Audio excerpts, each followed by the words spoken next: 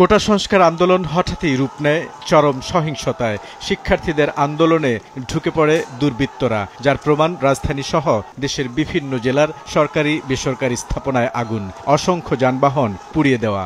এই ধরনের সহিংসতা কোনোভাবেই শিক্ষার্থীরা করতে পারেন না, এমন মত আইনশৃঙ্খলা রক্ষাকারী বাহিনীর ঊর্ধ্বতন কর্মকর্তাদের। বিএনপি জামাত চক্র এই দেশবিরোধী জঘন্য তাণ্ডবলীলা চালিয়েছে, যা দিবালুকের মতো স্পষ্ট।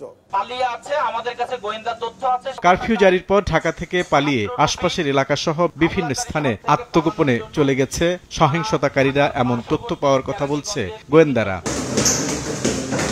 কেরানীগঞ্জের হাসনাবাদ এলাকায় শিবিরের একটি আস্তানায় অভিযান চালিয়ে ৫ জনকে গ্রেফতার করেছে পুলিশ। তাদের মধ্যে রয়েছেন ঢাকা জেলা দক্ষিণের ইসলামী ছাত্র শিবিরের বিজ্ঞান ও পাঠচক্র বিষয়ক সম্পাদক আব্দুল কাদের জিলানী, মানব সম্পদ উন্নয়ন বিষয়ক সম্পাদক নাজমুল হোসেন।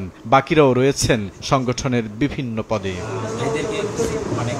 পুলিশ বলছে, দীর্ঘদিন ধরে এই আস্তানাটি শিবিরের ঢাকা জেলা দক্ষিণের প্রশিক্ষণ কেন্দ্র হিসেবে ব্যবহার হতো।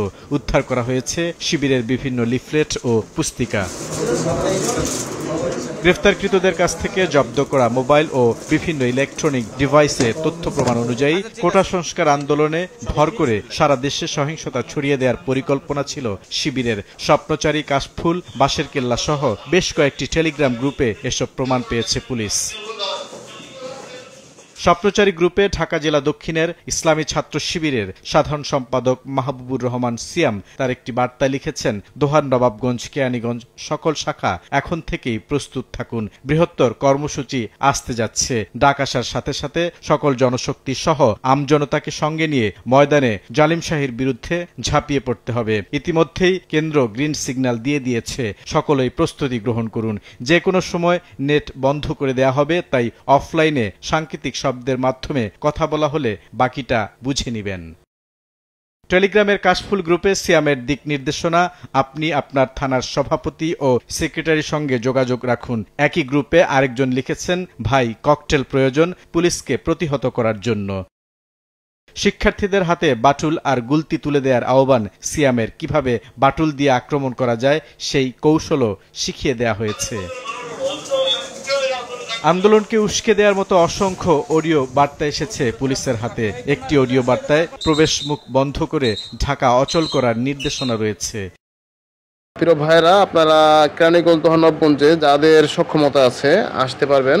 আপনারা কেরানীগঞ্জ হাসনাবাদ এইচআর কেন্দ্রিক থাকবেন দুপুর ৩টার আগে। আমরা ৩টার পরে ওদিকে মুভ করবো আর কি। আমরা ধুলাইখাল থেকে পুরো দক্ষিণ অঞ্চলের যে বিশ্ব রোডটা আছে এটা বিচ্ছিন্ন করে দেবো আর কি, আমরা কয়েকটা শাখা মিলে। এটা হবে হচ্ছে ৩টার পরবর্তী সময় থেকে রাত পর্যন্ত। তবে এই তথ্যটা আপনারা দায়িত্বশীল যারা আছেন, থানা সভাপতি, সেক্রেটারি এবং থানা দায়িত্বশীল ছাড়া অন্য কাউকে জানাবেন না। স্পোর্টের কথাটা অফলাইনে বলে দিবেন। অফলাইন বলতে মোবাইলে না, সরাসরি আর কি মুখে বলে দিবেন। অফলাইনে কথাগুলো খুব সাংকেতিক ভাবে বলবেন। ৩টার পরবর্তী সময়তে ওইদিকে মুভ করবে আর কি, সব শাখা একসাথে আসবে। এখন ছাত্ররা আছে, সাধারণ ছাত্ররা ছড়ানো আছে। তবে আমাদের মূল আন্দোলনটা হবে ৩টার পরবর্তী থেকে শুরু করে রাত পর্যন্ত। রাত্রে আপনারা অবগত আছেন, গতকাল ভাইরা করছে, এগুলো বলার দরকার নেই। বাইরে যাত্রাবাড়ি এলাকা, শনি রাকড়া এলাকা দেখছেন রাত ১২টা, সাড়ে ১২, ১টা পর্যন্ত ভাইরা অবস্থান নিয়েছিল। জগন্নাথ বিশ্ববিদ্যালয় শাখার সঙ্গে সমন্বয় করে বড় একটি আন্দোলন করার পরিকল্পনাও ছিল তাদের। কেরানীগঞ্জ অঞ্চলের ভাইরা প্রস্তুত থাকবেন, আপনাদেরকে একটি টাইম দেওয়া হবে। আমরা শুধু ঢাকা জেলা দক্ষিণ নয়, আমরা জগন্নাথ বিশ্ববিদ্যালয়ের সাথে সমন্বয় করে আমরা এই কেন্দ্রিক একটি আন্দোলন করবো আর কি, ইনশাল্লাহ। পুলিশ বলছে, ঢাকা কেন্দ্রীয় কারাগার দখলের পরিকল্পনা ছিল ইসলামী ছাত্র শিবিরের। মোবাইলের বিভিন্নভাবে আমরা যাচাই বাছাই করে তাদের স্পষ্ট নির্দেশনা এবং তাদের উপস্থিতি আমরা নিশ্চিত হয়েছি। আমরা ঢাকা জেলার শিবিরের দক্ষিণ শাখার যিনি বিজ্ঞান ও প্রযুক্তি বিষয়ক সম্পাদক তাকে গ্রেপ্তার করেছি এবং তার মোবাইল ডিভাইসে আমরা যে ধরনের নির্দেশনা পেয়েছি, স্পষ্টতই তারা একটি অ্যাপস ইউজ করে তারা গ্রুপ আকারে তারা মেসেজ দিচ্ছে এবং এই যে তারা পোস্তগোলা ব্রিজ হয়ে যে আমাদের এক্সপ্রেসওয়ে এটি তারা কেটে ফেলার বন্ধ করে দেওয়ার পাশাপাশি ঢাকা কেন্দ্রীয় কারাগারেও তাদের একটি পরিকল্পনার আমরা নিশ্চিত হয়েছিলাম এবং আমরা পরবর্তীতে আমাদের ব্যাপক তৎপরতার কারণে তাদের একটি আমরা নস্যাৎ করতে সক্ষম হই। পুরো ঢাকাকে সারা দেশের সঙ্গে বিচ্ছিন্ন করার পরিকল্পনা ছিল তাদের, এমন তথ্য পাওয়ার দাবি পুলিশের। ছাত্র শিবিরের ঢাকা জেলার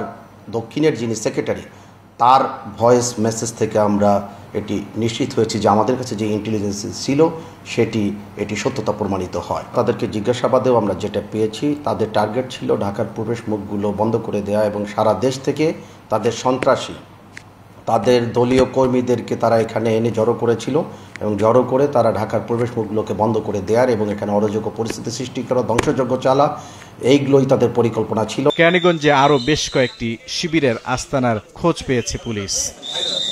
বুলবুল রেজা, সময় সংবাদ, ঢাকা।